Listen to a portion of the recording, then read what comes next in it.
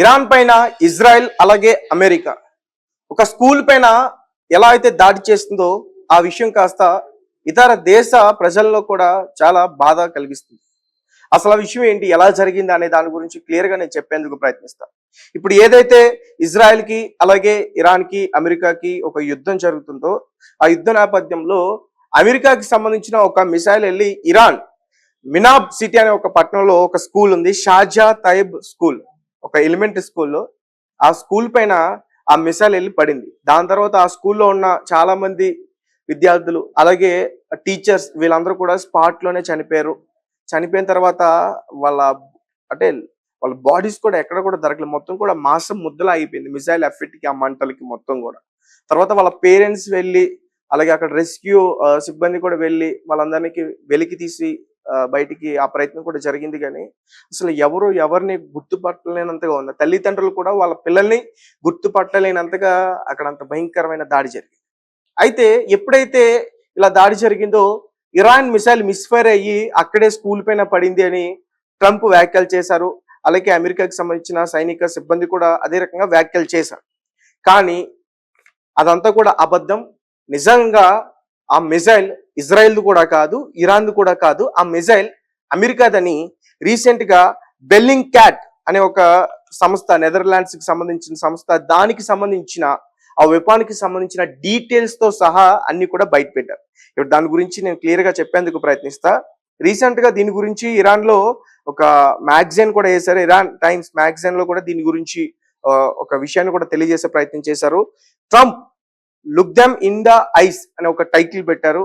Trump, వీరి కళ్ళల్లోకి నువ్వు నేరుగా ఒకసారి చూడు అనే అర్థం తెలుగులో. అయితే ఆ స్కూల్ పక్కనే ఇరానియన్ నేవల్ బేస్ ఒకటి ఉంది.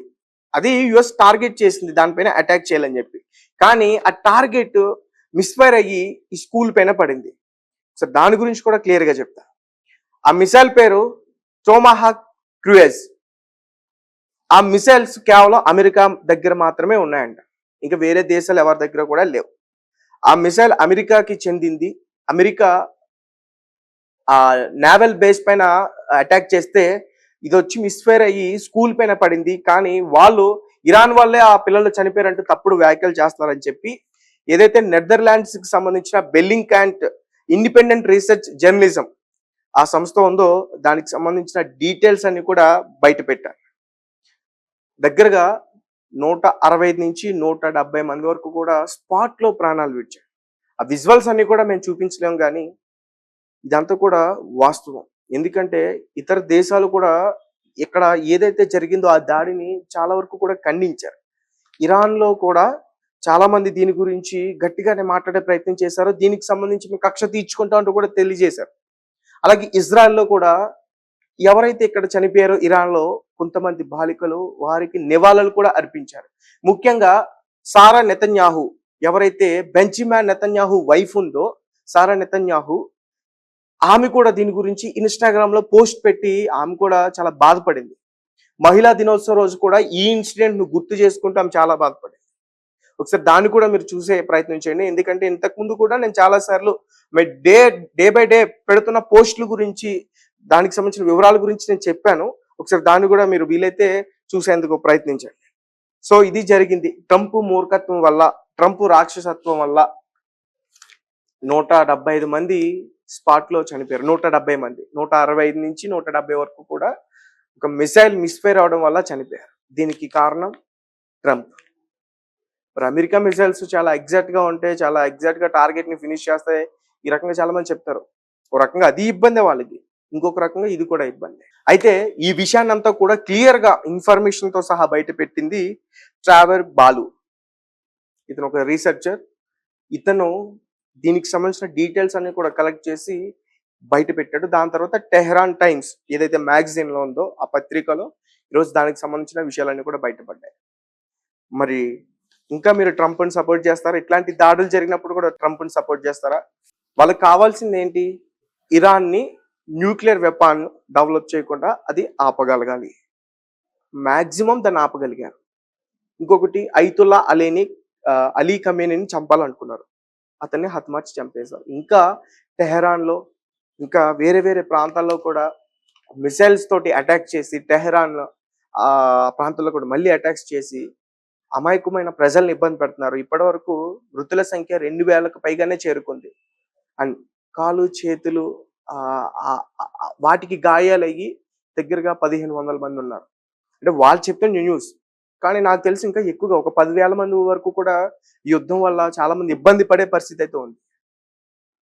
అలాగే రీసెంట్ గా ఒక స్కూల్ పైన కూడా అటాక్ చేశారు. బాయ్స్ స్కూల్ పైన కూడా స్పాట్ లో ఒకరు చనిపోయారు. కొంతమంది టీచర్స్ కూడా తీవ్ర గాయాలతో బయటపడ్డారు. అంటే యుద్ధం నీతి కాదు అసలు ఇది స్కూల్స్ పైన అటాక్ చేయడం అనేది. మరి చూడాలి, ఐక్యరాజ్య సమితిలో ఖచ్చితంగా చివాట్లు పడే పరిస్థితి అయితే ఉంది. కానీ దాన్ని కూడా ఎదుర్కొనే దమ్ము వీళ్ళ దగ్గర ఉంది, ట్రంప్ దగ్గర.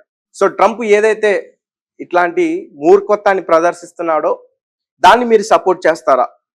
సపోర్ట్ చేస్తూ కామెంట్స్ చేస్తారా? ఇకనైనా మీ కళ్ళు తెరుచుకుని ట్రంప్ ఏదైతే చేస్తున్నాడో దాన్ని ఖండించే ప్రయత్నం చేయండి. అవును, మన భారతీయులకి 50 లక్షల మంది వరకు కూడా అక్కడ ఉపాధి ఉంది, చాలా మంది సెటిల్ అయ్యారు, ఓకే. కానీ మరి ప్రాణాలు తీసేంత మూర్ఖుడికైతే మాత్రం సపోర్ట్ చేయకూడదు. ఈ యుద్ధం ఇంకా కొన్ని నెలల పాటు ఇట్లానే కొనసాగితే ప్రపంచవ్యాప్తంగా ఉన్న దేశాలన్నీ చాలా ఇబ్బంది పడే అవకాశం ఉంటుంది. ఆల్రెడీ చెప్తున్నారు ఇంకా 25 రోజులకి సరిపడా చుమురు ఉందని చెప్పేసి ఒక వారం క్రితం వచ్చినప్పుడే ఒక వారం రోజులు అయిపోయింది. ఇంకా 19 రోజులు ఉన్నాయి. ఇంకా ఇది ఇలాగే కొనసాగితే ఇక్కడ పెట్రోల్ డీజిల్ ధరలన్నీ కూడా పెరిగి ఇంకా వేరే ఇతర వస్తువుల పైన కూడా ఈ ధరలన్నీ కూడా పెరిగి చాలా ఇబ్బంది పడే పరిస్థితి ఉంటుంది.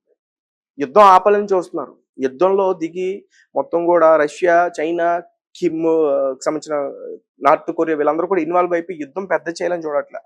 ఆ రెండు దేశాలని శాంతి చర్చలకు పిలిచి మాట్లాడాలి, దౌత్యపరమైన పరిష్కారం చేసుకోవాలని చెప్పి ప్రయత్నిస్తారు. కానీ ట్రంప్ ఎక్కడ కూడా ఆగను, నేను అటాక్ చేస్తానని చెప్తున్నాను. ఇలాంటి వ్యక్తికి మీరు సపోర్ట్ చేస్తూ కామెంట్స్ చేస్తారు. ఒకసారి ఆలోచించండి.